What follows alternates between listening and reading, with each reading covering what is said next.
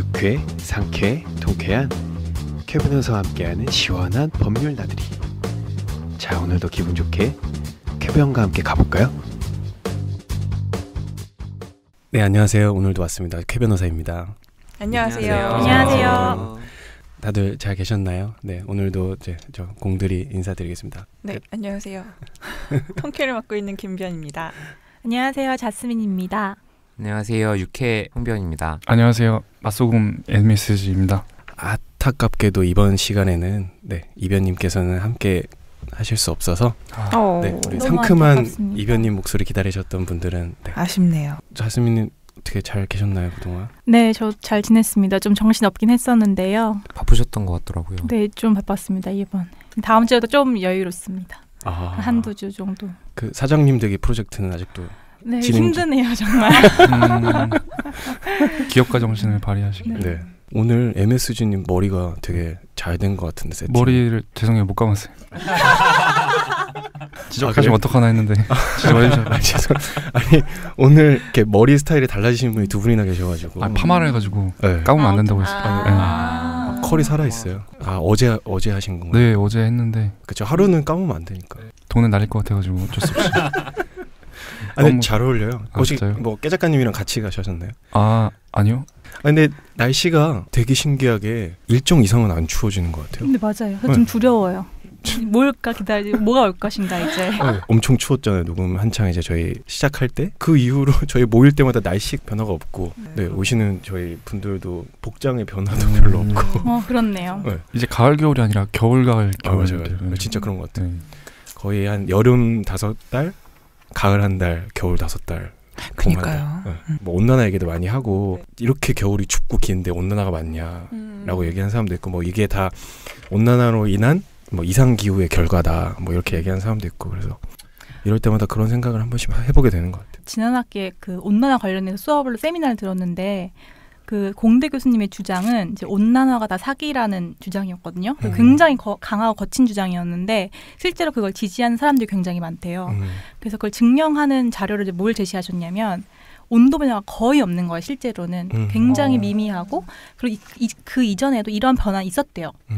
그래서 사실 이렇게 온난화를 한 거는 약간 뭐 이걸로 이득을 취할 수 있는 사람도 있겠죠. 그래서 뭐 그런 얘기도 있죠. 이걸로 이득을 취할 수 있는 사람들이 있고 한편으로는 선진국들이 뭐 개발도상국들의 그런 경제 발전을 약간 저지하고 절제하려고. 하는 그런 차원에서 이제 탄소 배출권 가지고 협약을 실시하고 뭐 제재를 가하기 위한 수단이라고 말하는 사람도 있고 뭐 온난화가 일지 아닐지 모르지만 그래도 이제 이건 제가 알쓸시인점에서 본 내용인데 만약에 온난화의 가능성이 조금이라도 있다면 저희가 할 수 있는 선에서는 하는 게 인류를 위해서 좋지 않을까. 그러니까 이런 거에 대해서 이렇게 맹목적으로 하시기보다는 저희 방송 청취자분들도 이렇게 들으면서 저희 같이 생각해 보려고 이렇게 방송하는 거니까 뭐 그렇게 했으면 좋네요. 그래서 오늘도 저희 자연스러웠어요. 네. 저희 그래서 오늘도 준비한 내용들 있으니까 또 가보도록 하겠습니다. 잠시 후 법조문 배워보기가 이어집니다. 어떤 내용이든 정치가 여러분의 삶에 엄청난 영향을 준다는 사실은 자주 느끼시지 않나요? 그럼 반대로 여러분이 정치의 변화를 일으킬 수 있다는 사실은 얼마나 자주 떠올리시나요? 참정권.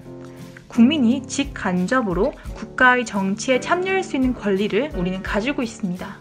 오늘 법조문 배워물기에서는 청소년들의 투표권에 대해 이야기합니다. 청소년 참정권은 왜 문제가 되는 걸까요? 왜 투표를 해서는 안 되는지 또는 왜 해야 되는지 그 치열한 논쟁을 한번 살펴보시죠. 네, 오늘 알아볼 주제는요. 참정권에 대한 조문인데요. 총 헌법 조문 4개를 골라봤습니다. 하나씩 읽어보도록 할게요. 제24조 모든 국민은 법률이 정하는 바에 의하여 선거권을 가진다. 제25조 모든 국민은 법률이 정하는 바에 의하여 공무단임권을 가진다. 제118조 2항 지방의회의 조직, 권한, 의원선거와 지방자치단체의 장이 선임 방법, 기타 지방자치단체의 조직과 운영에 관한 사항은 법률로 정한다. 좀 어렵습니다. 네, 제130조 2항 헌법 개정안은 국회가 의결한 후 30일 이내에 국민투표에 붙여 국회의원 선거자 과반수의 투표와 투표자 과반수의 찬성을 얻어야 한다. 크게 봐서 이제 어떤 거에 관련된 이야기를 하시려고 이제 오늘 참정권, 구체적으로 청소년 참정권에 대한 얘기를 좀 해보려고. 참정권이나 선거권에 대한 정의를 하고 네네. 그러면 청소년은 어떻게 하도록 이제 지금 구성이 돼 있나? 네네. 그렇게. 청소년의 참정권은 어떻게 보장돼 있고 현행의 어떤 법률 규정이 헌법에 부합하는 법률 규정인지 이런 것도 한번 생각해보고. 그러면 참정권은 과연 뭐인가요? 예, 그 참정권에 대해서 조금 거칠게 말씀드리자면 일단은 국민이 국가의 의사 형성에 참여하는 권리라고 이해를 하시면 될 것 같아요. 읽어드린 조문 제24조가 선거권에 대한 조문이고 제25조가 공무단임권, 쉽게 말해서 공직에 출마하고 선출될 수 있는 권리고요. 그 제118조 제2항이 지방의회 의원 선거랑 지방자치단체회장 선거에 대한 그 선거권에 대한 조문이어서 별도로 규정돼 있어서 그것도 이제 마찬가지로 선거권에 대한 조문이라고 이해하시면 되고요. 제130조 같은 경우는 그 헌법 개정을 할 때 필수적으로 국민투표를 거치도록 하고 있는 조문인데요. 거기서도 이제 국민투표권에 대한 내용이 담겨 있기 때문에 이 내용도 이제 국민투표권도 이제 참정권의 하나이기 때문에 그 관련해서 같이 좀 알아볼 수 있도록. 공무담임권이라는 게 쉽게 말해서 피선거권이라고 맞습니다. 이해하면 될까요? 예, 맞습니다. 조금 그게 더 이해하시기 편하겠네요. 참정권이 이제 좁게 봐서는 그렇긴 한데 아까 말씀드렸듯이 국가 의사 형성에 이제 국민들이 적극적으로 참여할 수 있는 권리라고 말씀을 드렸잖아요. 그러면 사실 이제 국가 의사 형성에 참여할 수 있는 거는 우리가 선거 기간에 선거 운동을 해서 참여를 할 수도 있는 거고 자신의 어떤 정치적 성향에 맞는 정당에 가입을 해서 활동해서 또 참여를 할 수도 있는 것이다 보니까 넓은 의미에서는 그런 권리도 다 참정권의 일환이라고 볼 수도 있습니다.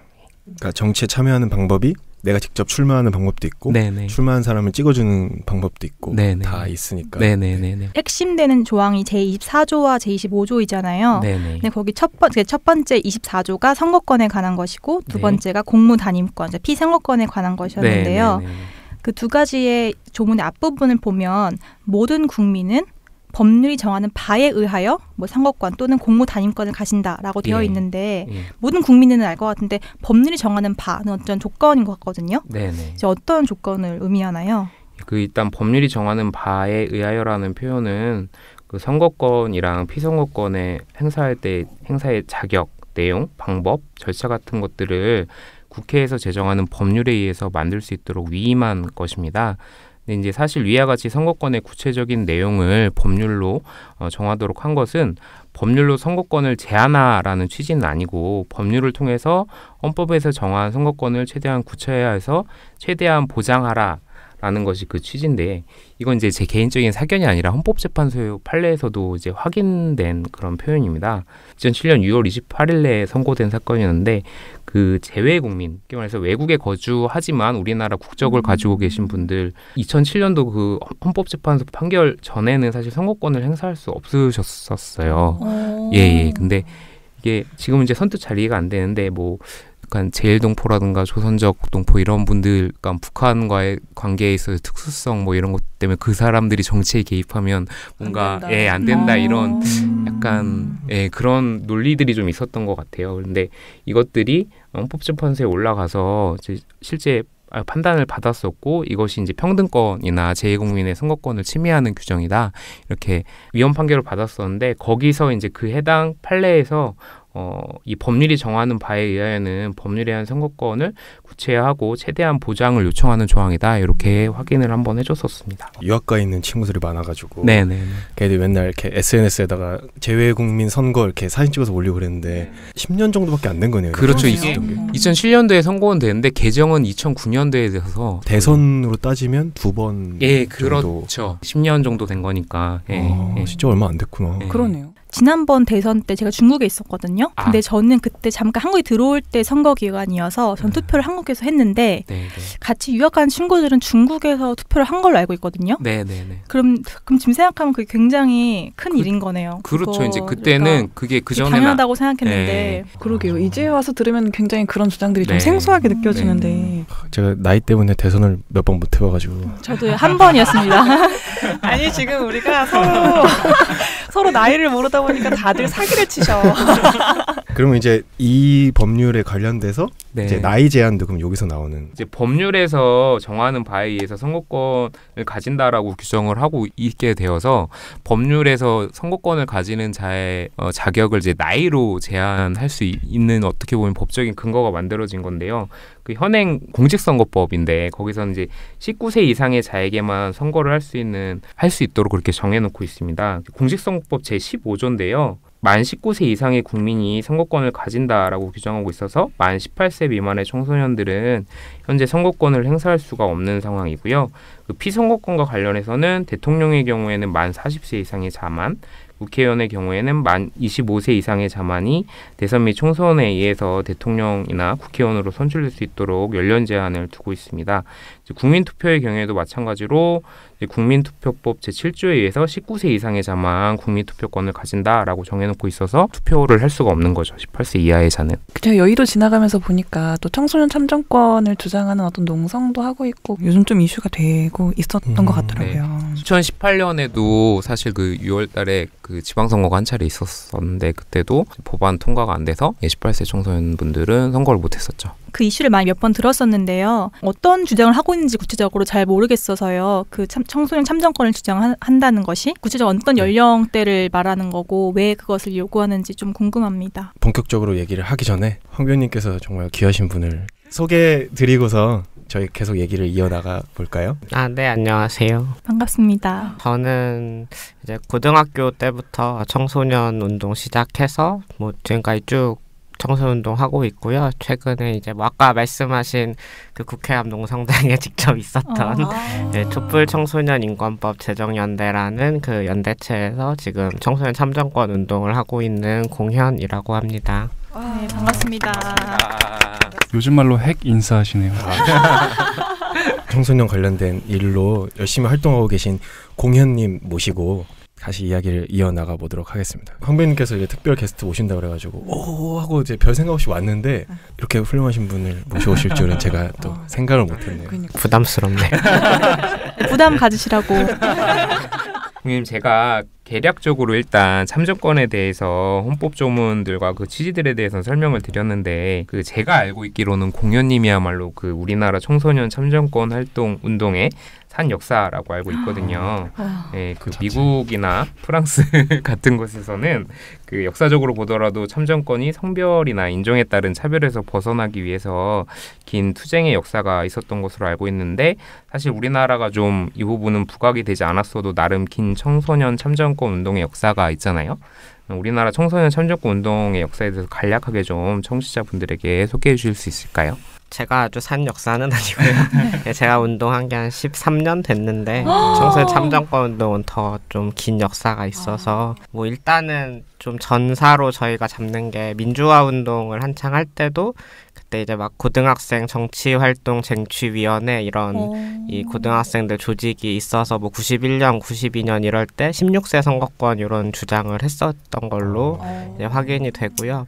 좀 이후에 좀 본격적으로 시민운동으로 제기가 된 거는 한 90년대 후반 이럴 때 18세 선거권 운동이 시민단체나 좀 대학생 쪽에서 나왔었어요. 이제 그때는 만 20세였는데 선거권 연령이 이제 그러면 대학생도 상당수가 참여를 못하잖아요. 20대도. 그래서 좀 그런 운동이 있었고 좀 청소년 운동 차원에서 이 선거 연령 얘기를 시작한 게 2002년 정도로 잡는데요. 이제 그때 만 18세 선거권 요구를 하면서 뭐 모의 투표도 진행하고 이런 활동이 2002년 무렵부터 시작이 됐습니다. 그래서 이제 한 2004년 이때가 좀 가장 활발하게 운동이 일어나서 그런 운동의 성과로 좀 만 20세였던 게 이제 그때 만 19세로 낮춰지게 됐거든요. 한 살이. 근데 이제 여전히 만 19세면은 좀 사회적으로 10대나 청소년이라 생각되는 사람들은 포함이 안 되잖아요. 그쵸. 그래서 이제 청소년 참정권은 여전히 좀 이렇게 얻지 못했다 이런 좀 내부적 평가가 있고요. 그 이후에는 이제 단순히 좀 선거 연령 차원이 아니라 청소년 참정권이란 차원에서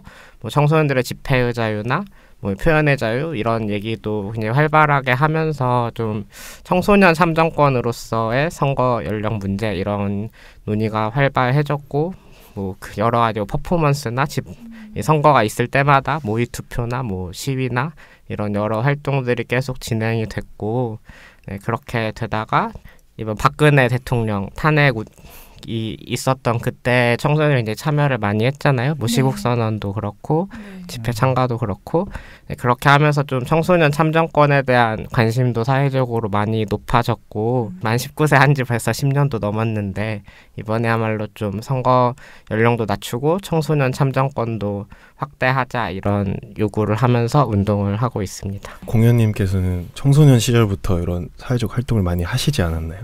저는 뭐 한 고3 때 청소년 운동을 시작을 했어요. 사실 청소년 때 한 건 얼마 안 되고요. 근데 뭐 그냥 그 뒤로 쭉 하고 있네요. 가장 큰 계기는 어떤 것이었나요? 저는 이제 그 전에도 막 학교 안에서 여러 가지 뭐 체벌 이런 거 문제제요 이런 활동이라 할까요? 그때 활동이라 생각이 없었죠. 그냥 그런 걸 했는데, 네, 그러다가 한 2005년에 내신 등급제 반대 촛불 집회, 두발 자유 이런 서명운동 이런 게 막 일어났거든요. 그거를 신문 기사랑 이런 데서 보고서 아, 이런 단체들도 있고 뭐 이런 운동으로 하는 게 있구나, 그런 걸 알아서 그때부터 참여를 하게 됐어요. 저희 청소년 참정에 대한 역사를 이제 설명을 해주셨는데 90년대 초반부터 시작해서 제일 대표적인 게 이제 선거 연령을 낮추는 게 제일 대표적인 참정권이라고 할 수 있잖아요. 그래서 선거 연령을 낮추는 일들을 계속 하셨고, 그래서 2004년도에 원래 20세였던 게 이제 19세로 낮아졌다. 그럼 현재는 그럼 몇 살까지 낮춰야 된다고 생각하시는 건가요? 최대한 가능한 한 계속 낮게? 낮춰가야 된다라고 정말요? 주장을 하고 있고, 영세를 목표로 만 한 살을 목표로 글쎄 영세 글쎄요. 여튼 도장을 찍을 수 있어요. 뭐 저희 단체 내부에서 한번 회원 토론할 때 이런 몇 살인지 써내서 평균 낸 적이 있는데 그때 8살인가 나오긴 했는데 아, 정말요? 네, 뭐 진지하게 당장 주장하는 건 아니고요.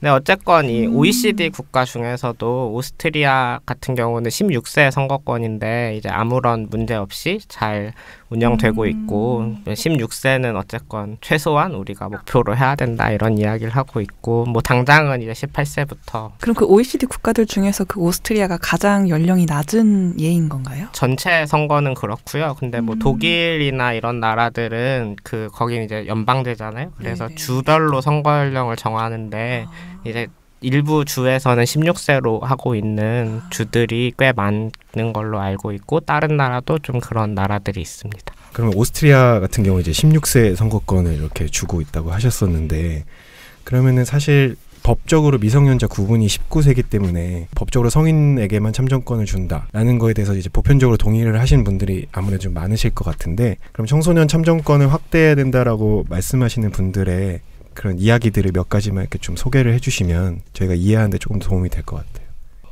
뭐 일단 가장 큰 것은 뭐 앞에 황 변호사님도 얘기하셨지만 이 선거권이 어쨌건 모든 국민의 권리고 이제 최대한 확대해야 된다라고 하는 게 좀 민주주의의 원칙인데, 별다른 뚜렷한 근거 없이 이런 청소년에 대한 편견으로 이렇게 확대되지 않고 있다. 좀 이런 문제의식이 제일 좀 큰 이런 문제의식일 것 같고요. 좀 실제 생활 면에서는 청소년들이 어쨌건 겪고 있는 인권 문제도 굉장히 많이 있고, 또 청소년들이 실제로 관련된 수많은 정책이나 사안들이 있는데 이제 그런 것에 대해서 선거권이 없다는 이유로 제대로 참여하거나 뭐 의견을 내거나 이럴 기회를 박탈당하고 있다는 거죠. 이제 선거권이 없다는 게 단지 투표만을 못한다는 게 아니라 이제 뭐 많이 얘기하는 경험담이 선거철에 길을 가는데 유세를 하던 정치인들이 그 교복을 입고 있으면 이제 인사나 악수를 청하지 않는다 뭐 이런 이야기라든지, 상징적으로 또 뭐 예를 들어 여론조사를 하나 한다 하더라도 왜 만 19세 이상만 항상 여론조사를 하잖아요. 그래서 얼마 전에 뭐 조희연 서울교육감이 두발자유 추진한다 발표했을 때도 막 그때 여론조사를 몇 곳에 돌렸는데 그것도 다 만 19세 이상한테만 질문을 하는 이 두발자유 이런 거는 청소년들의 문제임에도 불구하고 좀 이렇게 실제로 자기가 관련된 문제인데 전혀 참여하는 것이 봉쇄돼 있는 그런 상황인 것에 대한 문제이 좀 큰 것 같습니다. 그러니까 헌법에서 모든 국민이라고 얘기하고 있는데 이제 법이라는 게 네거티브로 하는 법이 있고 또 포지티브로 하는 법이 있잖아요. 그러니까 이거를 왜 막아야 하는가라는 이제 근본적인 의문과 이제 그런 정치나 법에 실질적으로 영향을 받는 사람들이 청소년인데 그런 사람들에게 왜 제한을 하느냐. 이제 그런 두 가지. 그러니까 그 민주주의가 본인이 스스로 정한 법에 본인이 복종하는 건데 그쵸? 네. 다른 사람들이 만든 법에 이제 청소년들은 네. 복종해야 되는 상황이니까 네. 이제 2등 시민으로 전락하고 있는 상황을 문제인식을 이제 지적하신 것 같아요. 네. 되게 와닿는데요. 그거 말고도 이제 다른 또 이건 뭐 선거권만은 아니고 현재 법상으로 이제 청소년 선거운동이 금지돼 있고 정당 가입이 금지돼 있거든요. 근데 이게 굉장히 선거운동이라는 게 흔히 생각하는 뭐 선거 캠페인 이런 거가 아니라 당선시키거나 낙선시키기 위한 모든 행동이 선거운동으로 들어가요. 그래서 실제로 청소년들이 SNS에 뭐 어느 후보 지지한다 찍어달라 이런 글을 올렸다가 뭐 선관위한테 삭제하라고 경고를 받거나 그것도 안 되는 거예요? 심한 경우 경찰에 조사를 받으러 오라고 소환 통보를 받은 사례가 이제 2018년 6월 지방선거에도 있었고요. 사실 굉장히 표현의 자유나 여러 가지 이런 시민적 권리를 크게 제약당하고 있는 상황인 거죠. 근데 그건 진짜 좀 너무하잖아요. 저도 그 표현의 자유 문제는 좀 다른 차원의 문제인 것 같아요. 그러니까 참정권을 진짜 거의 참정권이 없는 수준이 아니라 SNS에 선거에 관련된 내용을 쓰기만 해도 그게 위법이라는 거죠. 네네. 선거운동에 해당할 수 있어서. 그럼 현재로서는 이 청소년 참정권을 반대하는 입장은 뭐가 있나요? 제가 지금 드는 생각은 일단 청소년들이 투표를 했을 경우에 일어날 부작용을 생각해 볼 수 있잖아요. 물론 비용적인 문제 당연히 있을 거고 이제 다른 부작용을 생각해 본다면 좀 언론에 의해서 많이 학생들이 잘못된 정보를 받아들이고 휩쓸려서 투표를 하게 될 경우가 있잖아요. 그러니까 소위 말해서 아직 사고가 조금 그쵸? 덜 여물었을 수 있다. 네. 뭐 이런. 물론 그렇다고 20대 이상인 사람들 모두 사고가 그쵸. 여물은 건 아니지만 이제 이거는 네. 항상 확률적으로 통계적으로 이제 보는 거니까요. 제가 생각했을 때 이게 가장 큰 반박일 것 같은데 더 큰 반박이 있나요 혹시? 참정권을 반대하는? 뭐 현재로서는 뭐 자유한국당을 비롯해서 가장 좀 반대하는 명확한 이 반대 논거는 이 학교 교육 차원에서 이 고등학교가 이런 정치의 장이 될 수 있다. 뭐 교육의 정치적 중립성을 지켜야 되는데 이런 고등학생인 사람이 정치 참여하면 안 된다. 막 이런 식의 좀 논리가 좀 가장 많은 것 같고 또 그러면서 간간히 이제 뭐 전교조 교사들이 학생들을 선동할 것이다 이런 이야기 섞고 있는 좀 그게 가장 현재로서는 이제 대외적으로는 좀 큰 반대 이유인 것 같습니다. 근데 좀 듣기만 해서는 사실 정치적 장이 될까봐라고 하셨는데 이미 약간 그러면 정치적 장이 아닌가요? 참정권을 안 줌으로 해서 어쨌든 국가가 교육기관을 통해서 어쨌든 학생들의 어떤 권리를 지금 막고 있는 거잖아요. 그러니까 전 이미 약간 정치적 장인 것 같은데 그렇게 보면 오히려 이렇게 막고 있는 게 정치적인 거다. 그럴 수 있죠. 네. 그럴 수 있겠다. 그것도 그렇고 이제 뭐 교육 과정이나 교육 그 방식 이런 걸 결정하는 거자 이제 정치적인 거잖아요. 그렇죠. 국회에서 법으로 정하고 교육부가 이렇게 정하고 뭐 박근혜 대통령 때 이런 교과서 논란 같은 경우도 이제 교육이 얼마나 정치적 쟁점이 그쵸. 되는 문제인가를 좀 보여준 것 같은데요. 네, 사실 이 정치의 장이 될까 걱정이다. 이것은 어떤 좀 국가가 허락하지 않은 네, 좀 자율적인 이런 다양한 정치적 의견들이 좀 오가는 것을 겠다. 네. 학교에서는 좀 이런 게 더 큰 것 같습니다. 학교에서 그 정치에 관해서 토론하고 하는 게 나쁘다라는 거를 기본 전제로 깔고 가는 거잖아요. 그렇죠. 되게 웃긴 것 같아요. 네. 조금. 오히려 좀 장려를 해야 되는 측면도 좀 있지 않을까요? 저도 그거에 좀 동의를 하는데 사실 저도 이제 막 성인이 됐을 때 이제 뭐 투표를 해야 될 때 사실 아무도 지금까지 나에게 뭘 가르쳐준 적이 없고 저도 되게 어렸었던 기억이 있어요. 네, 처음 그쵸. 선거를 할 때. 네, 그래서 그거를 좀 오히려 반대로 어렸을 때부터 좀 교육을 받아야 하는 게 아닌가 하는 생각이 좀 조금 드네요. 만 19세부터 선거할 수 있는데 만 18세 될 때까지 정치 얘기를 아예 못하게 해놓고 너 이제 해. 하면 네? 나 어떻게 해? 맞아요. 그래서 그 대부분의 어린애들이 부모님들한테 물어봐서 투표하잖아요. 맞아요. 아빠 누구한테 투표했어? 나 누구 할까? 이렇게 막 물어봐서 하잖아요. 맞아요. 근데 저는 사실 이 참정권 이슈를 처음 들었을 때 청소년들에게 투표권을 주는 것 다 좋은데 과연 우리가 그 준비가 되어 있나라는 생각을 했거든요. 그러니까 언젠가는 줘야 된다는 건 동의를 하지만 지금 당장 이걸 시작했을 때 괜찮을까? 방금 말씀하신 것처럼 아직 청소년들이 정치적인 것에 대해서 얘기하고 배우는 문화가 형성되어 있지 않잖아요. 그래서 우리나라는 좀 아직 그런 게 좀 있죠. 그리고 문이과도 나눠가지고 이과 학생들은 심지어 그럼 정치 사회를 공부도 안 하잖아요.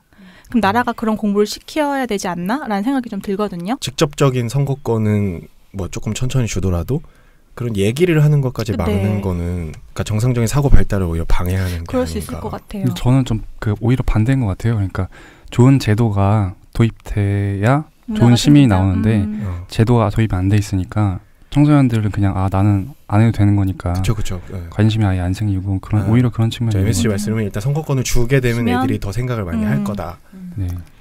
그리고 뭐 학교 교육을 다 겪어보셨으면 알겠지만 학교가 이런 필요하지 않은데 그런 정치에 대한 교육을 하라고 해도 하지 않거든요. 그래서 당장 이제 선거권을 가지고 뭔가 이게 막 쟁점이 되고 문제가 되고 이게 필요하다라는 게 좀 뚜렷해져야지만 좀 그제서야 바뀌지 않을까 좀 이런 생각도 있습니다. 그죠. 거의 고3쯤 되면 이제 체육 시간 이렇게 다 빼가지고 공부하고. 맞아요. 아주 교육 얘기하니까 지금 약간 지금 예민해질 것 같은데. 자스민의 표정이 지금 교육 얘기하면 너무 끝이 없어서 체육 얘기. 푸 한번 하시고 심호흡 한번 하시고. 우리나라 교육 문제는 친구들이랑 좀 이렇게 얘기를 해봤던 적이 있는데 권리와 의무 둘 간의 균형의 차원에서 청소년분들은 아직 뭐 어떤 국방의 의무, 납세의 의무 이런 의무를 지는 게 없는데 참정권을 가져가는 게 맞아?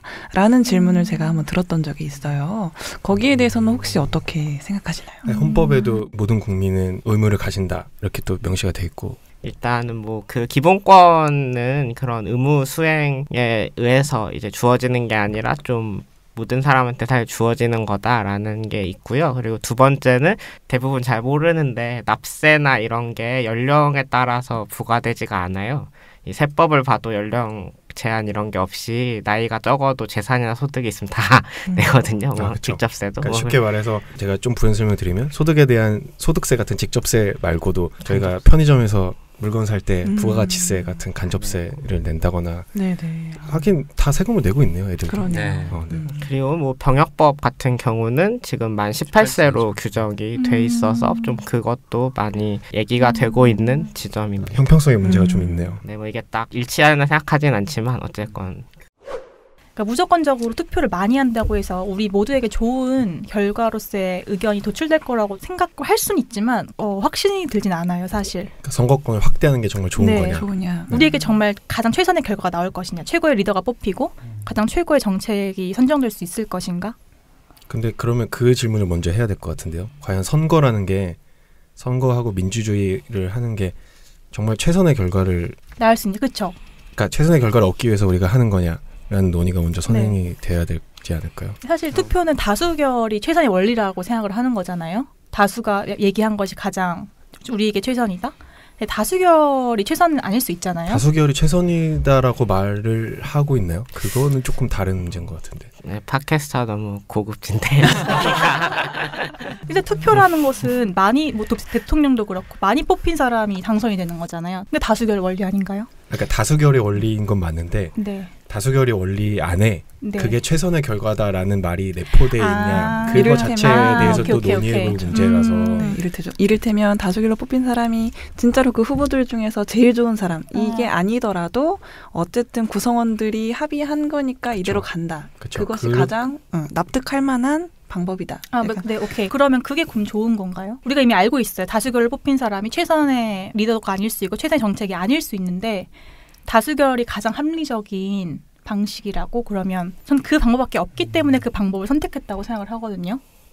근데 이제 그 선거라는 게 이제 그 투표하는 행위뿐만이 아니고 작은 단계 조직에서부터 이제 의회에 이르기까지 토론을 통해서 이제 대안이 나오고 그 대안을 이제 조직하고 이제 조율하는 역할 리더들이 나오고 그 사람들이 논의해서 뽑는 과정이 이제 집합돼서 나오는 거기 때문에 단순히 이제 다수결로만 정해진다고 보기에는 제 생각에는 좀 그런 문제가 있을 것 같고 모든 문제의 해결은 이제 갈등으로부터 시작하고 그 갈등들을 조직화해서 저희가 그 갈등을 조직화해서 갈등을 해결하는 과정 자체가 이제 사회적으로 의미가 있으니까. 네, 그래서 큰 것만 생각하는 게 아니라 이제 모든 과정 안에 다 그런 민주주의적 사고 방식이 다 들어있기 때문에 의미가 있다. 그 참정권을 늘리는 것 역사 자체가 청소년 참정권 얘기가 있기 전부터 논의되던 얘기들이잖아요. 뭐 여성의 참정권 늘려야 되냐, 뭐 다른 뭐 외국 뭐 다른 사람들 뭐 하여간 그 범위를 계속 늘려오는 게 민주주의 역사였는데 내가 늘릴 때마다 항상 비슷한 논의에 직면했던 것 같아요. 이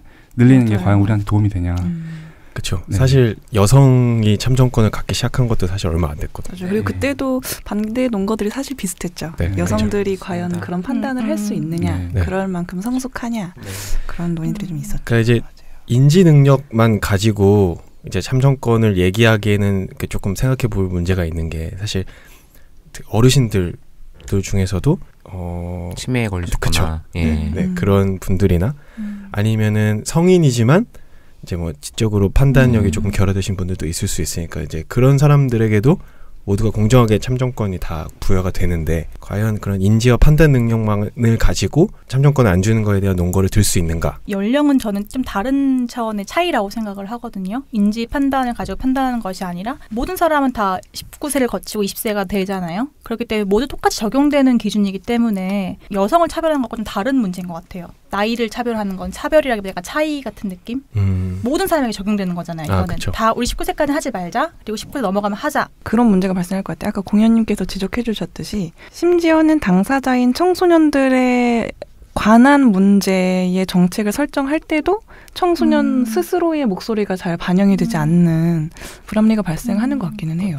입시제도 같은 데에 있어서 전혀 청소년들의 의견이 반영이 되지 않고 있잖아요. 정작 그 입시제도 때문에 제일 힘든 건 청소년들 당사자인데 선거를 할 수 있으면 당연히 청소년들의 목소리가 반영될 수 있을 거라고 저는 생각을. 네, 어쨌건 나이가 그 말씀하신 것처럼 모두 시간이 지나면 그 나이가 되니까 그런 면에서 이게 보통 선거의 원칙을 위배한다 뭐 이렇게 말할 수는 없는 좀 그런 특수성이 있는 문제이긴 한데요. 근데 이제 현실을 봤을 때 사실 만 19세가 넘어간 20대 이상의 사람들이 다시 청소년이 될 일이 없잖아요. 그렇죠. 네, 그렇기 때문에 이 사람들의 결정은 항상 내가 청소년이 될 가능성이 있다는 그런 생각이 없이 항상 남의 입장에서 결정을 하죠. 네, 그렇기 때문에 좀 청소년 집단이 계속해서 그 사람은 교체되지만 그 집단 자체는 좀 사회 소수자로 계속 남아 있게 되는 것 같고 좀 그런 문제를 좀 극복하기 위해서라도 이런 참정권에 대한 청소년 참정권에 대한 논의를 해야 되는 것 같습니다. 그거랑 비슷하네요. 그 군대 갔다 오신 분들이 복무 기간 줄어드는 얘기 나오면 이 새끼들 꿀빠네 이러면서 나는 뭐 몇 달 갔다 왔는데 막 그 왜 그런 것도 있잖아요. 뭐 전쟁은 항상 젊은이들만 노인들이 결정하고 젊은이들만 안 한다. 그렇죠. 맞아요. 저는 이제 뭐 방금 말씀하신 것도 맞는데 반대 입장에 서본다면 우리가 어쩔 수 없는 거다. 우리가 다수결을 어쩔 수 없이 하는 것처럼 어쩔 수 없이 어쨌든 연령 제한은 둬야 될 거야. 0살로 갈 수는 없을 거 아니에요. 그러면 16세로 하면 15세들은 우리는 왜 안 돼라고 할 거고 그래서 이미의 어떤 선을 그었다고 생각을 하는데 방금 자스민께서 말씀하신 것처럼 전부 다 그냥 모든 사람에게 참정권을 줄 수는 없잖아요. 그래서 현실적으로 생각했을 때 어느 정도까지 참정권을 부여하는 게 좀 현실적이고 그것은 어떻게 좀 저희가 생각을 해볼 수 있을까.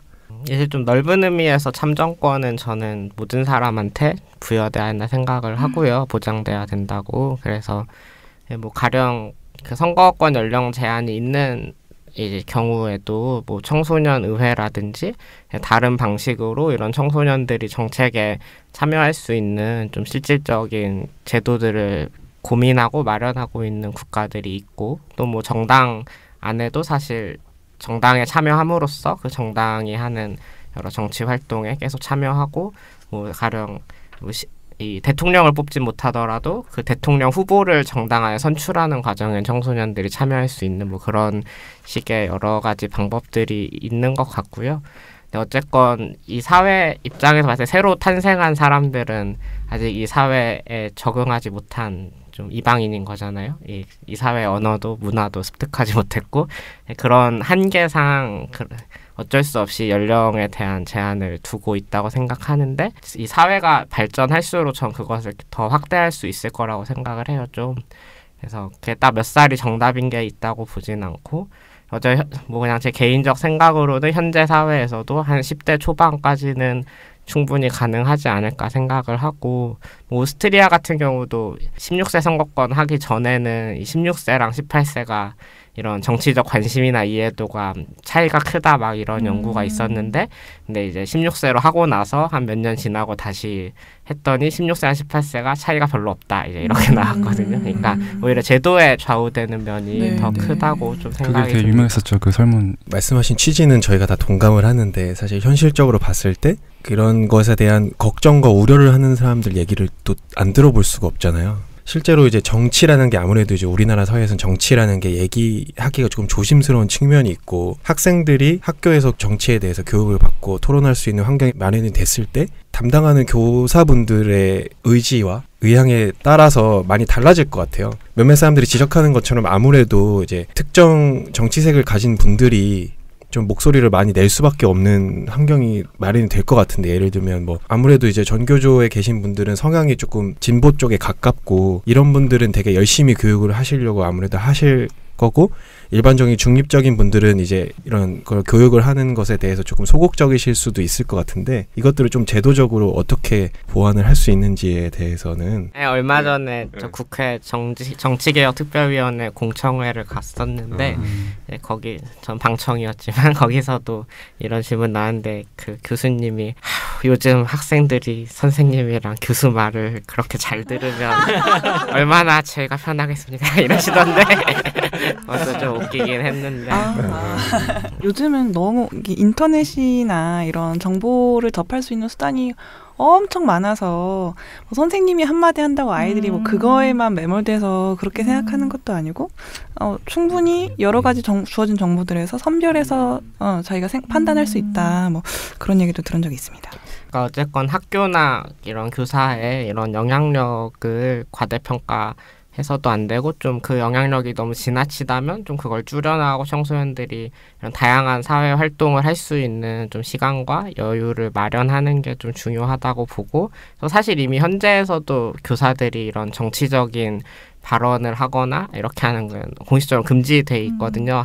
징계를 받게 되고 사실 좀 그런 식으로 좀 교사가 자기 권한을 남용해서 어떤 특정한 입장을 가져야만 뭐 이렇게 점수를 더 주겠다 이런 식으로 하는 경우를 엄격히 좀 금지하는 그런 장치들만 있으면은 충분하다고 좀 생각을 해요. 네, 아무래도 네. 참정 연령이 낮아지면 저희가 청소년들에게 참정권을 주기 위해서는 뭔가 선거를 하게 해줬으면 서포트를 좀 해줘야 될 거 아니에요. 그런 준비들은 잘 돼가고 있나요?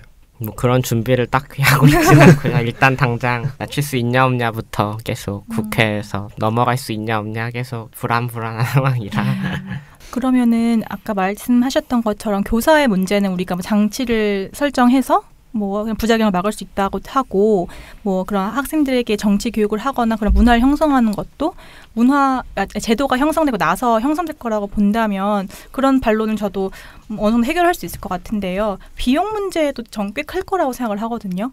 그 청소년들에게까지 투표권을 주게 되면 그 문제는 어떤 식으로 이야기가 되고 있나요? 비용이라는 게 뭐 이런 공보물이 더 나온다 이런 차원의 말씀이신가요? 일단 투표를 많이 하게 되면 많은 사람들이 올 거고 그럼 투표소도 더 운영을 오래 해야 될 거고 많이 해야 될 거고 이런 문제가 있지 않을까요? 왜냐하면 학생들이 생각보다 투표를 엄청 많이 할 수 있잖아요. 그리고 또 거기에 맞서서 또 기성세대가 더 투표를 하게 될 수도 있고 그럼 사실 좋은 현상이죠. 많은 사람이 투표를 하게 되면. 제가 알기로는 통계적으로는 그렇게 많은 인원이 지금 늘어나는 거는 아니고요. 학생이 별로 없어요.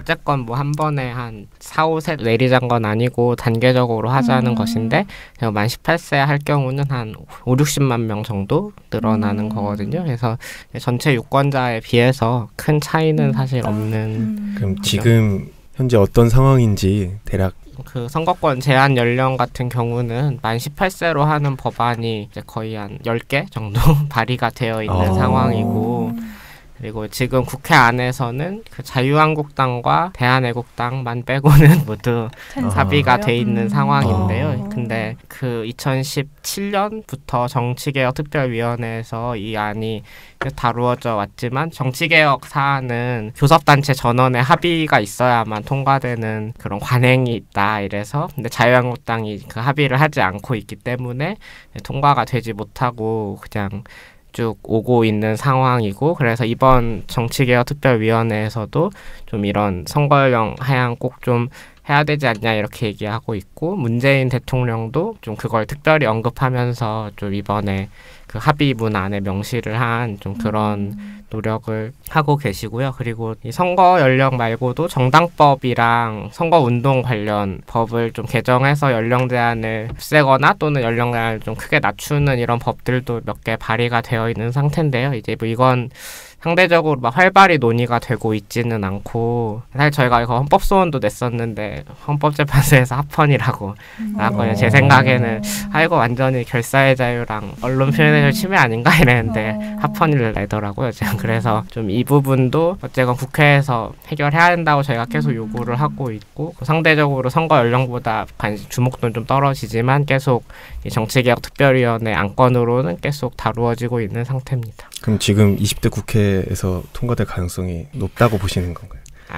뭐 그러길 희망하시는. 뭐 일단은 반반 정도 생각하는데요. 이 자유한국당에서도 계속 반대할 명분이 좀 약하니까 관련해서 좀 뭐 우리도 반대하는 건 아닌데 다만 이런 교육의 정치적 중립이 흔들릴 수 있으니까 학제 개편을 해서 이 고등학교를 만 17세에 졸업하게 하고 만 18세에 주자 막 이런 이상한 어쨌든 좀 그걸 늦추기 위한 좀 핑계들을 대고 있는 상황인데, 어쨌든 자유한국당 대놓고 반대를 할 수 없는 상황까지 좀 계속 이렇게 가고 있기 때문에 조금만 더 하면 설득되지 않을까. 그리고 또 이 여론조사를 보면은 한 2017년 이럴 때부터 이 국민의 한 60% 정도가 선거연령 하향을 찬성한다고 여론조사가 나오고 있거든요. 그래서 이미 동의 수준이 좀 높게 형성돼 있다고 생각하고 있습니다. 그러네요. 60%나. 안 그래도 그러니까 학제 개편 얘기도 좀 나오더라고요. 그러니까 네. 지금 633이잖아요. 그래서 하는 533? 532? 그러니까 532가 되는 거죠. 그렇게 되면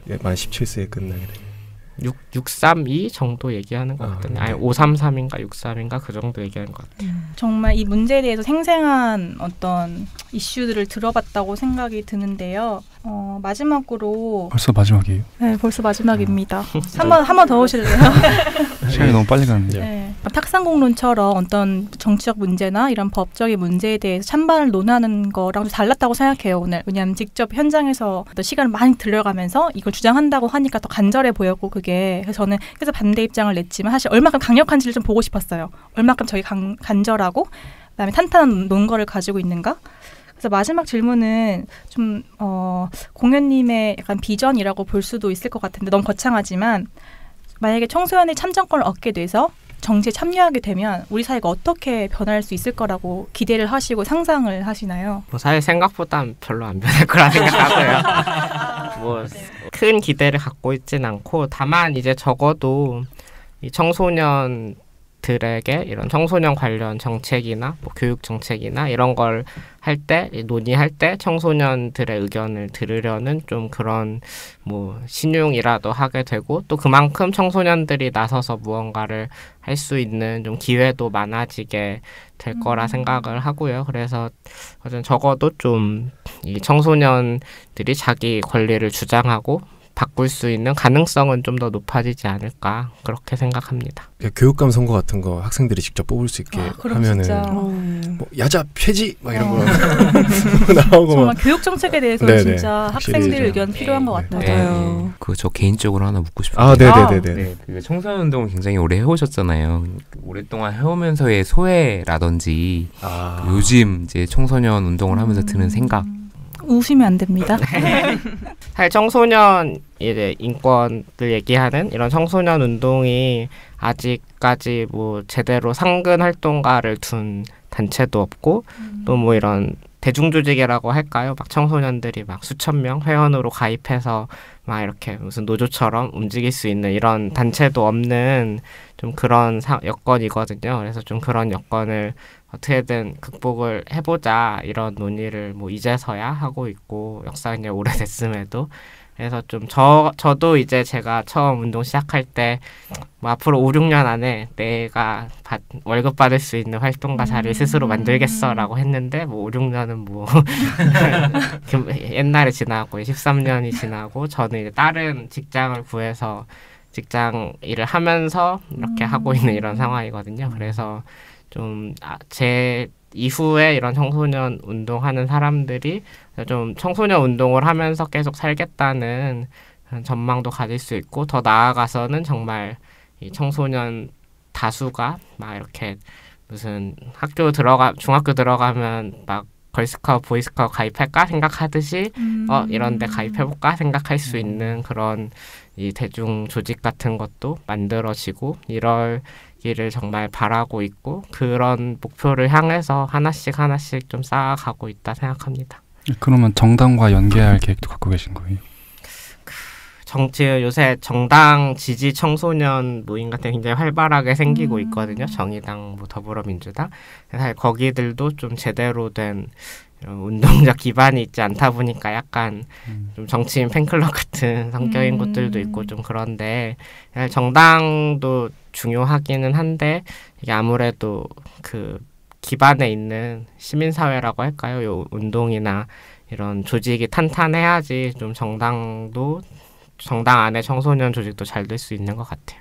네, 오늘 이렇게 그 참정권에 대해서 알아보면서 이제 청소년 참정권에 대해서도 얘기해봤는데 뭐 제 생각은 그래요. 이렇게 청소년 때부터 이렇게 정치에 대해서 사회에 대해서 서로 관심을 갖기 시작하고 모든 국민이 가지는 당연한 권리인 참정권도 행사를 하면서 이렇게 사회가 조금 더 발전해 갈 수 있는 계기가 되지 않을까. 근데 대신 이제 아무래도 학생들은 고정된 관념을 갖기보다는 좀 더 열린 마음으로 다양한 기회와 다양한 의견들을 접할 수 있는 환경이 좀 마련이 됐으면 좋겠고 그를 바탕으로 그들이 성인이 됐을 때 사회에서도 정치 얘기를 좀 더 자유롭게 할 수 있고 건전한 토론을 할 수 있는 그런 사회가 됐으면 좋겠다는 바람을 가져봅니다. 그러면 청취자분들한테 고객님 인사드리면서 네. 청소년 참정권을 비롯해서 좀 청소년 인권 문제에도 많은 관심 부탁드리고요.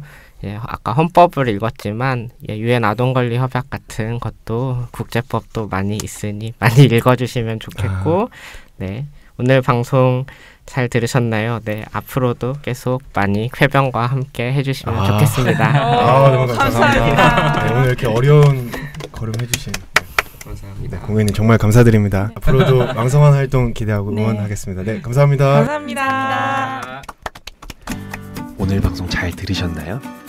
가시기 전에 구독, 즐겨찾기, 좋아요, 그리고 하트 잊지 마시고요. 댓글도 좀 남겨주세요.